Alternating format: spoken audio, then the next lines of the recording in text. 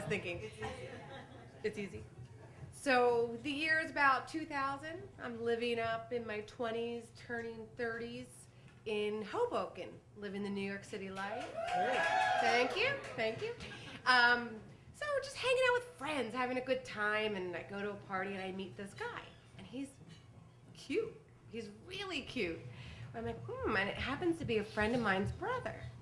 And so we flirt a little bit, and next thing I know, he asks me on a date, and I'm so excited because I haven't really been on a date since I've been living in Hoboken. I've been hanging out with friends. And so we go to this date, and turns out there's nothing there. Nothing. Like, I'm just sitting there going, gosh, you are so cute, but there is nothing inside. Fast forward a year, and I'm still sitting across the table from him, and I'm going, what am I doing? This is crazy. He was the nicest person that I could be, he was just a nice guy, and he was a cute guy. But other than that, there was nothing going on. And all of a sudden, I'm realizing a year has gone by. What am I doing? Like, this, it's not going to go anywhere. We're not going to, it was just strange.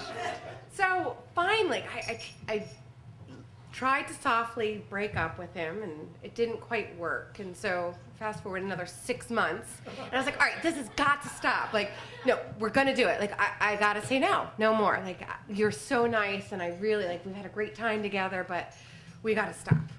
So, and meanwhile, I should add in, we were commuting a little bit. I was living in Hoboken, and he was living probably about an hour and 20 minutes south of the Jersey Shore. So it wasn't like we were in each other's day-to-day life, but it was enough. And it was just perfect, actually, So finally, like I said, that's it. Can't do this anymore. And what I realized at that time is I was looking more into myself. I just turned 30, and it was one of those deep dives of all my friends were getting married. And I realized at that time, you know what?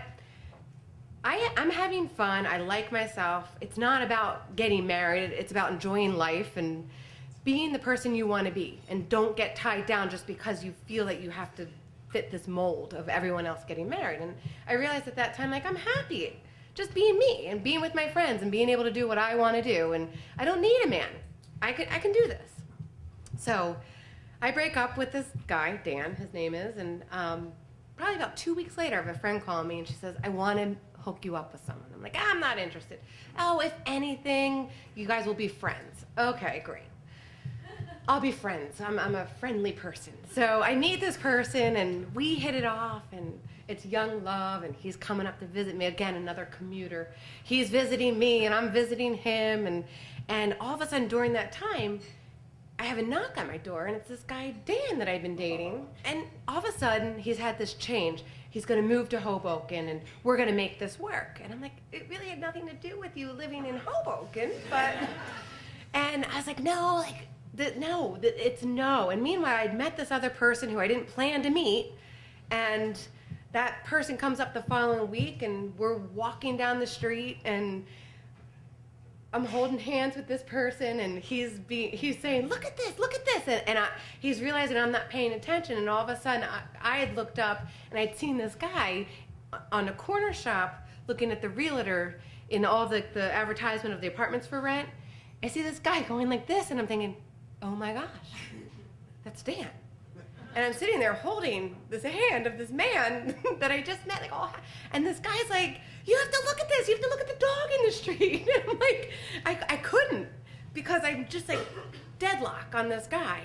And he just looked up at me, and he saw me standing there, and it was one of those moments where it was just like, wow, she moved on.